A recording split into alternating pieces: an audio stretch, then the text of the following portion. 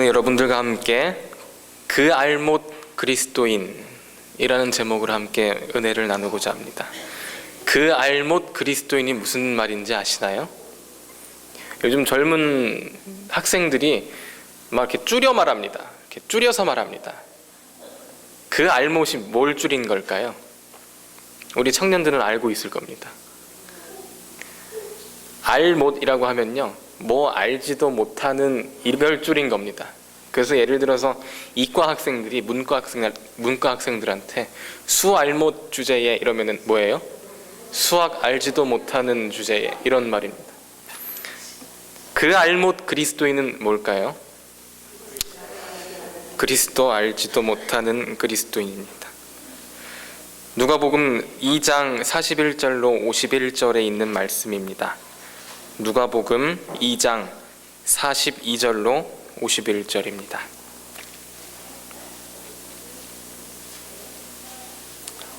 누가복음 2장 42절로 51절입니다. 제가 읽겠습니다. 쉬운 성경입니다.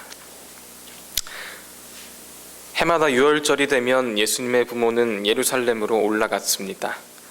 예수님이 12살이 되었을 때에도 유월절 관습을 따라 예루살렘으로 올라갔습니다. 유월절이 끝나고 집으로 돌아오는데 소년 예수님은 예루살렘에 남아 있었습니다. 하지만 부모들은 이 사실을 몰랐습니다. 단지 그들은 예수님이 일행들 속에 있을 것으로만 생각하고 있었습니다. 그렇게 하루 정도 길을 간 후 요셉과 마리아는 예수님을 친척들과 친지들 가운데서 찾기 시작했습니다. 45절입니다. 그러나 예수님을 발견하지 못하자 예수님을 찾으러 다시 예루살렘으로 되돌아갔습니다. 3일 뒤에 그들은 성전에서 예수님을 발견하였습니다. 예수님은 성전에서 율법학자들 사이에 앉아서 듣기도 하고 묻기도 하면서 계셨습니다. 그의 이야기를 듣는 모든 사람들이 예수님의 슬기와 대답에 놀라워했습니다. 예수님의 부모도 그를 보고는 매우 놀랐습니다. 어머니가 말했습니다. 아들아, 왜 이렇게 하였느냐? 내 아버지와 내가 걱정하며 너를 찾아다녔다. 그때 예수님께서 대답했습니다. 왜 저를 찾으셨습니까? 제가 아버지 집에 있어야 할 것을 모르셨습니까? 그러나 그들은 예수님이 하신 말씀을 이해하지 못했습니다. 예수님은 부모와 함께 나사렛으로 내려갔습니다. 그리고는 부모에게 순종하였습니다. 마리아는 이 모든 일들을 마음속에 간직해 두었습니다. 오래전에 있는 일인데요, 재림마을 게시판에 한 어떤 분이 글을 올렸습니다. 교회가 부흥하는 방법이라는 제목의 글이었습니다. 제가 관심이 있어서 들어가 봤습니다.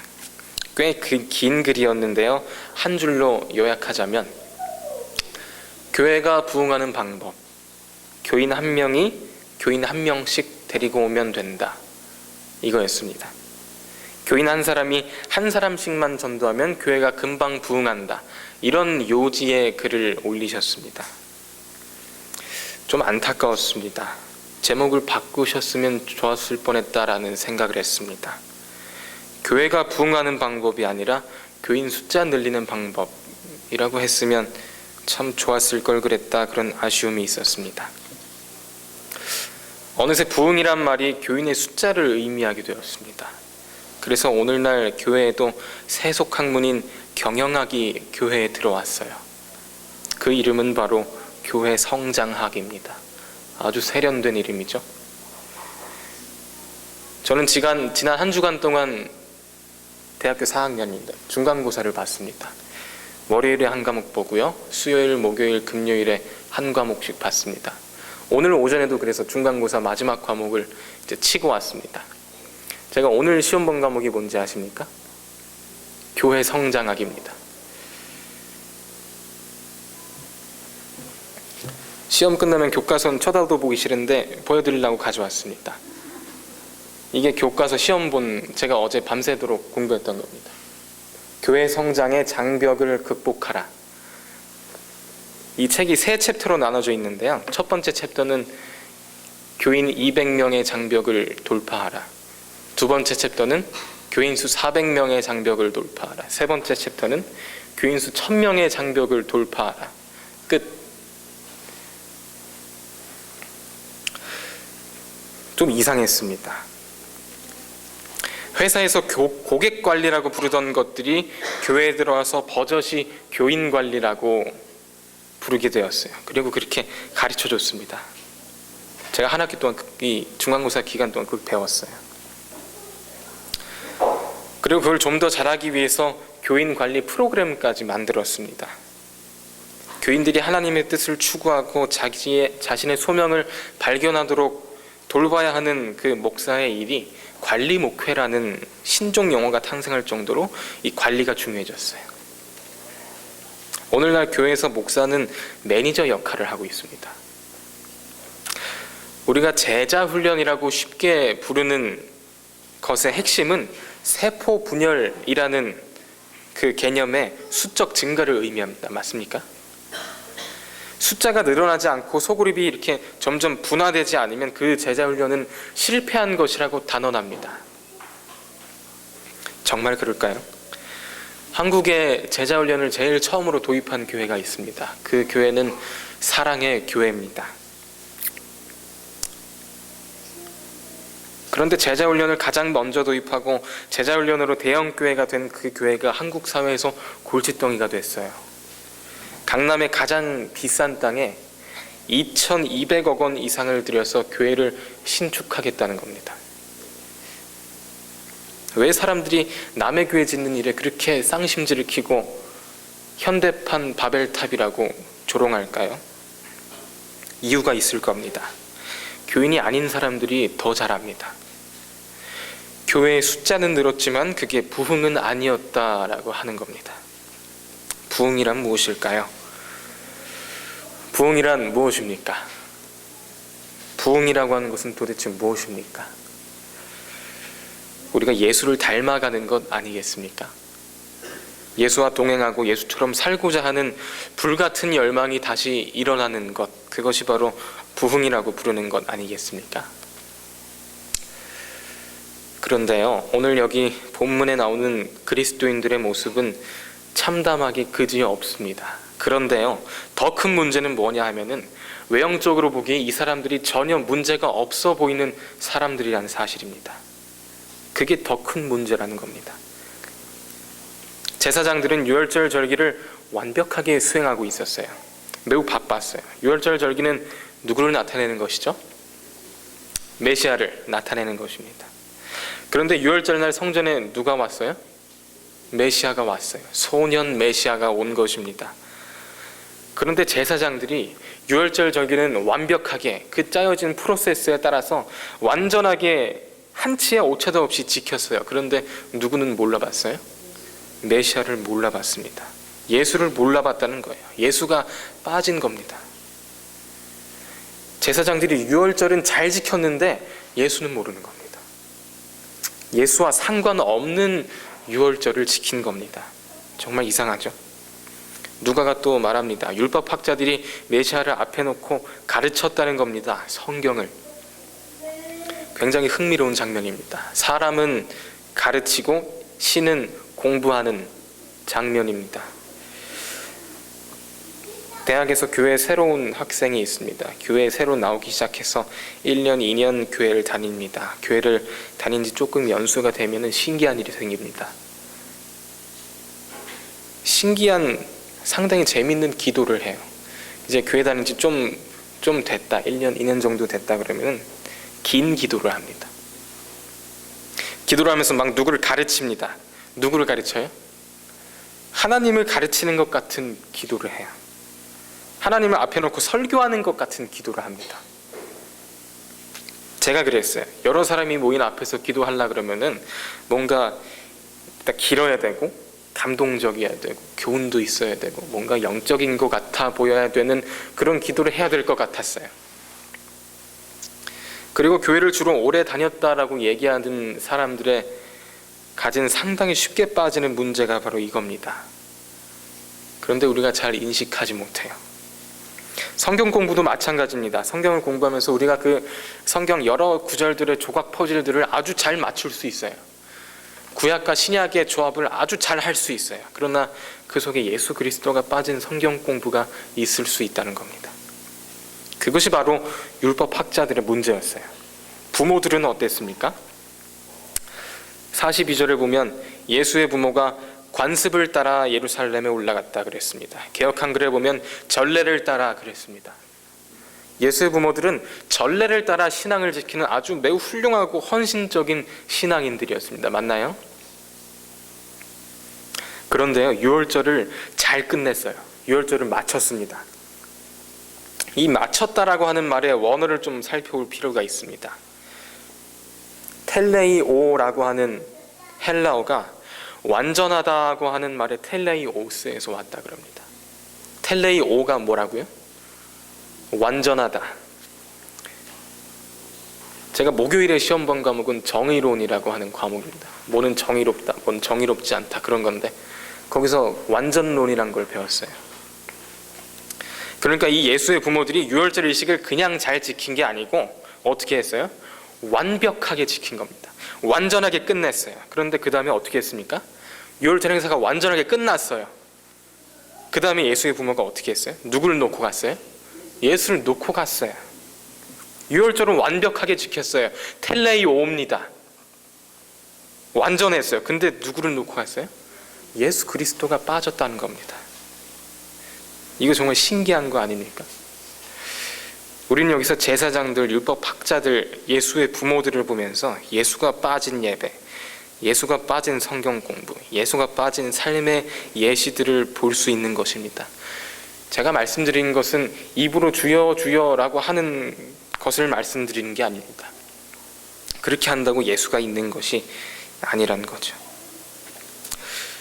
그 당시 사람들은 모두가 예수를 기다렸어요. 우리가 오늘 예수 예수 하는 것처럼 그들도 기다렸어요. 그런데 복음서 기자들이 날카롭게 지적하는 것처럼 정작 메시아가 왔는데 여전히 자신의 종교에 충실했지만 참 예수는 모른다는 겁니다.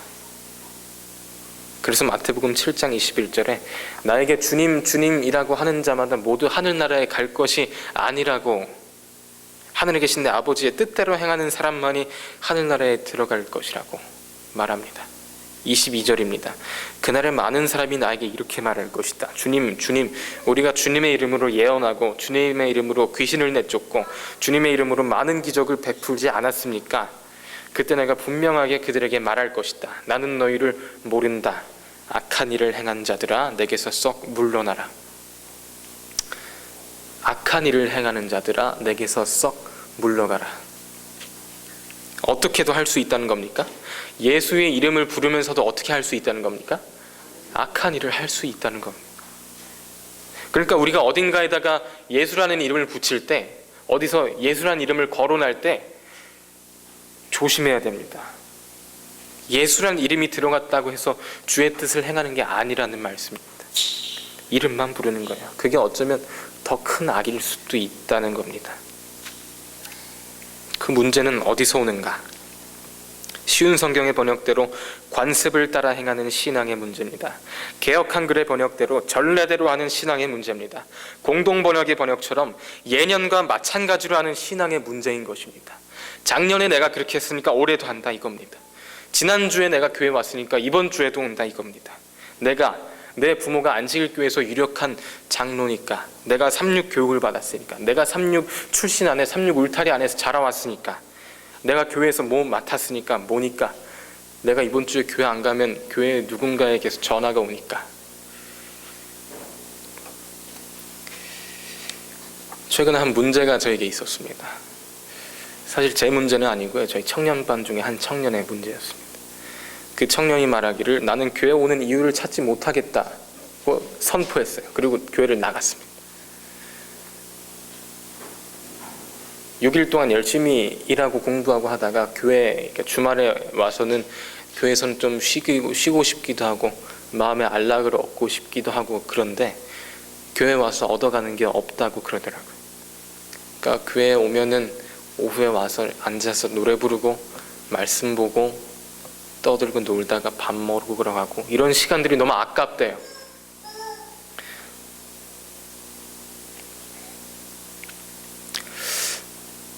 그래서 제가 참 복잡했습니다. 그 친구에게 무슨 말을 해줘야 되나 생각을 좀 해봤습니다. 제가 여러분께 부탁을 드립니다. 교회에 결석할 필요가 있습니다. 오해를 하지 마시고 들으시기 바랍니다. 교회에 빠질 필요가 있어요. 한번 빠지고 곰곰이 생각해 봐야 합니다. 나는 왜 교회를 다니는가? 나의 예배에는 참으로 예수 그리스도가 있었는가? 나는 진정 사람들을 만나러 가는가? 예수 그리스도를 만나러 가는가? 군대 얘기를 좀 하겠습니다. 1년에 한두 번 정도 큰 훈련이 있어요. 아주 규모가 큰 훈련입니다. 군단 전투 지휘 검열이라고 하는 군지검, 훈련소 때부터 무시무시하게 들었던 훈련이었어요. 이제 상급 부대에서, 군단에서 저희 부대를 시험 보는 겁니다. 예를 들어서 평가하는 거예요. 그래서 아주 잘 준비해서 훈련을 했어야 됐어요. 실제로 전쟁이 난 것 같은 상황을 전제로 해서 부대가 이동하는 거예요. 병원도 이동하고 식당도 이동하고 다 이동해서 거기서 사는 겁니다. 규모가 큰 훈련이기 때문에 일주일 이상을 합니다. 안식일을 끼고 해요. 얼마 전에 영화관에서 개봉한 핵소고지라는 영화가 있습니다. 외국 영화인데요. 거기 나오는 그 주인공이 재림교인입니다. 군대에 갔는데 총을 들지 않겠다는 겁니다. 집총 거부를 해서 막 맞고 두들겨 맞고, 그런데도 자기는 전쟁터에 나가서 다친 사람들 업어가지고 오는 일만 하겠다. 그리고 군대에 갔어요. 근데 저는 그 군지검 훈련 앞에서 다 모든 사람이 한두 달 전부터 긴장해가지고 예민해져 있는 그 상태에서 나 교회 가면 안 될까요? 이렇게 우리 분대장에게도 얘기하지 못했어요. 분대장은 제 선임 병사입니다. 제가 그때 그래서 교회를 못 가가지고 마음이 불편했어요. 안식일에 교회를 한번 안 가면 마음이 불편합니다. 그렇습니까?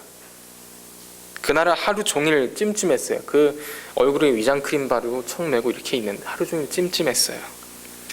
근데 그게 과연 예수를 못 만났기 때문인지, 아니면 내가 과거에 해오던 대로 하지 않았기 때문인지 반성해 보자는 겁니다. 반대로 내가 교회 다녀서 마음이 편안했다면 과연 그게 진정 예수를 만났기 때문인지, 아니면은 과거에 했던 대로, 전례대로, 습관대로, 예전에 했던 대로 그저 한번 나갔기 때문에 그 습관에서 오는 단순한 만족감 때문에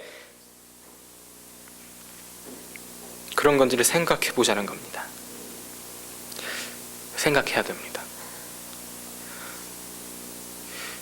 이것은 남이 나의 행위를 보고 경건하느냐 하지 않느냐, 그런 문제랑은 별개의 문제입니다.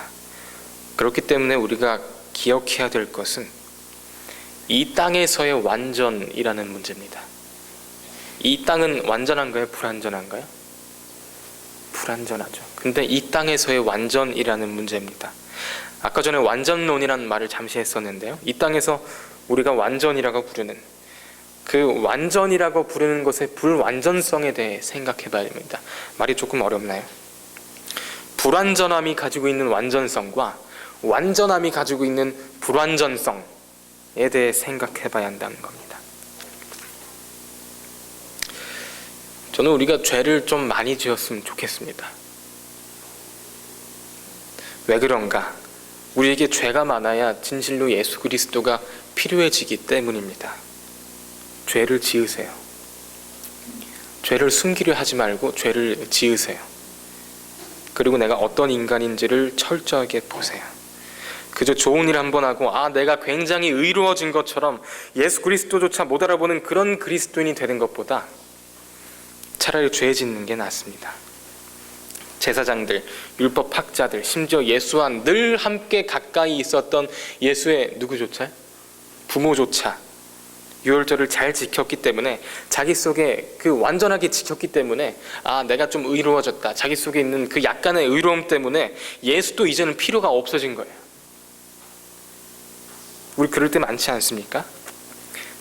오늘 안식일 예배를 잘 드렸어요. 화요일 예배도 오고 금요일 예배도 오고 안식일 예배도 오고 9시에 와서 다 잘했어요. 안식일을 잘 지켰어요. 내 주변에는 안식일도 제대로 잘 못 지키는 그리스도인들이 있는데 나는 율법대로 안식일을 잘 지켰어요.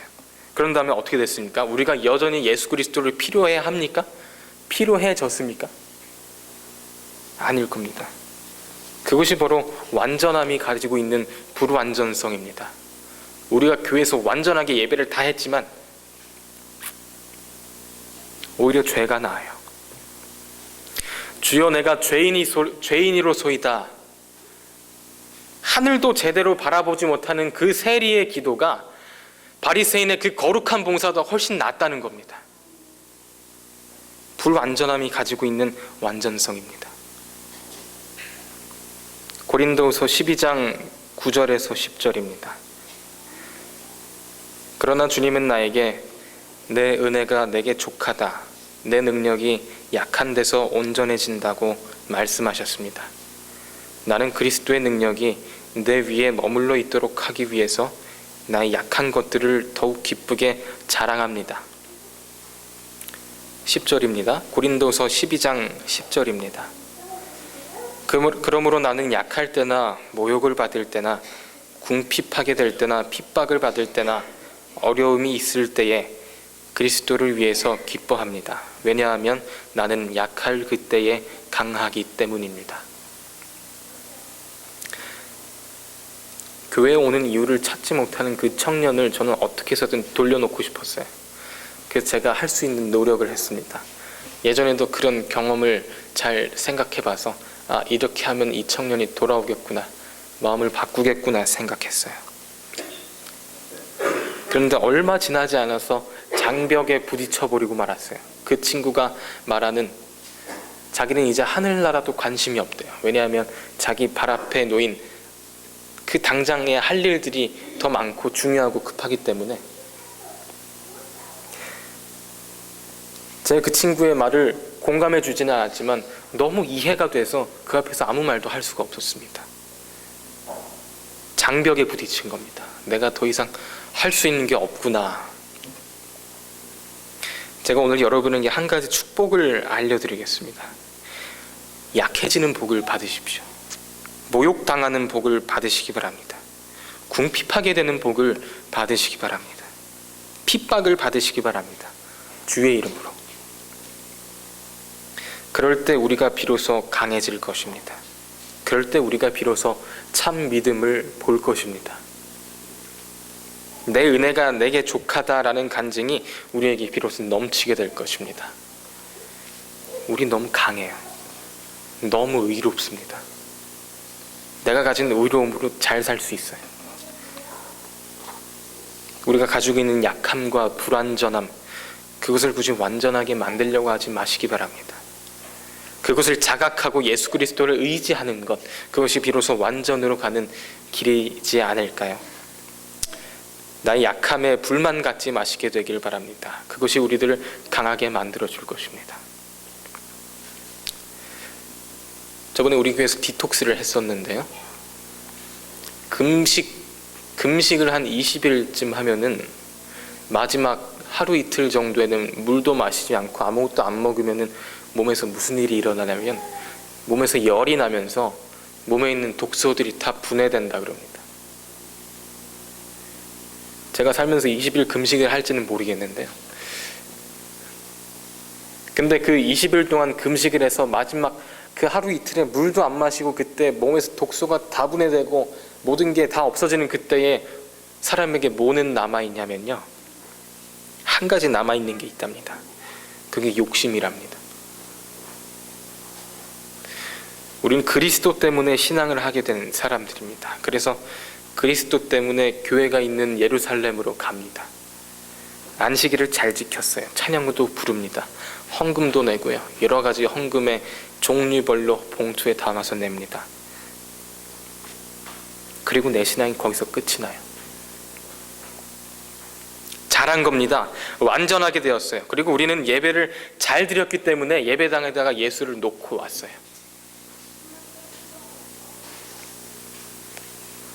예배당에다가 예수를 버려놓고 내 삶의 터전인 나사렛으로 사람들과 함께 왁자지껄 걸어갑니다. 우리는 나사렛 또한 예루살렘으로 만들어야 하는데 그런 생각을 하지 못합니다. 너무 잘했어요. 너무 예배도 잘 드리고 내 신앙이 충만해졌어요. 그렇기 때문에 예수가 필요하지 않은 겁니다. 그래서 교회에 놓고 가요. 나사렛으로 가는 길마저도 예수와 동행해야 되는데 그런 생각을 잘 못해요. 예수님의 부모는 생각했을 겁니다. 예수가 당연히 내 옆에 있겠지. 왜냐하면 어딜 갔다 왔어요? 예루살렘에 갔다 왔어요. 교회 갔다 왔어요. 그러니까 내가 굳이 안 찾아도 내 옆에 있겠지라고 생각했을 겁니다. 그러니까 당연히 갔다 온 다음에도 내 옆에 그리스도가 있겠지. 그런데 문득 찾아보니까 예수가 있었어요? 없었어요? 없었어요. 없은 지 한참 됐어요. 여러분, 예배보다 중요한 것이 있습니다. 그것은 뭐냐면 하나님의 눈으로 자신의 영혼을 들여다보는 것입니다. 저도 이게 뭔지 잘 모르겠어요. 근데 그렇대요. 그걸 위해서 기도하는 중입니다. 하나님의 눈으로 자신의 영혼을 들여다보는 게 뭔지 알기 위해서 기도하고 있습니다. 우리는 너무나도 자주 유월절을 행사하기 바쁜 제사장들처럼 예수가 있어도 모르고 아니면 나사렛으로 가던 예수의 부모처럼 없어도 있다고 생각하는 신앙을 하고 있지 않은지 생각해 봐야 됩니다. 말씀을 줄이면서 시대의 소망에 있는 말씀을 읽어드리겠습니다. 많은 사람들이 예배에 참석하여 하나님의 말씀으로 소생과 위안을 얻는다. 그러나 그들은 묵상과 경성과 기도를 등한히 함으로 말미암아 축복을 잃어버리고 그것을 받기 전보다 더욱 심한 결핍에 빠져있는 자신들을 발견한다. 그들은 흔히 하나님께서 그들을 가혹하게 취급하셨다고 생각한다. 그들은 과오가 자신에게 있는 것을 깨닫지 못한다. 예수님으로부터 떠남으로 그들은 그분의 임재의 빛을 막아버렸다. 우리가 그리스도의 생애를 깊이 명상하는 데 매일 1시간을 바치는 것은 매우 좋은 일이다. 우리는 그분의 생애를 한 조목 한 조목씩 연구하고 각 장면, 특히 그분의 생애의 마지막 장면을 확실히 머릿속에 그릴 것이다. 이와 같이 우리가 우리를 위한 그분의 크신 희생을 깊이 생각할 때에 그분에 대한 신뢰는 더욱 굳어질 것이며 우리의 사랑은 격발되고 더욱 그리스도의 정신에 깊이 물들게 될 것이다. 만일 우리가 마침내 구원을 얻고자 한다면 우리는 십자가 밑에서 통회와 겸손의 공과를 배워야 한다. 더 보탤 말씀을 생각해내지 못했습니다. 우리 삶 속에서 정말 바쁘시더라도 그 바쁜 중에도 틈틈이 예수를 생각하시고 예수와 동행하시는 저와 여러분이 되시기를 바라면서 말씀을 줄이겠습니다.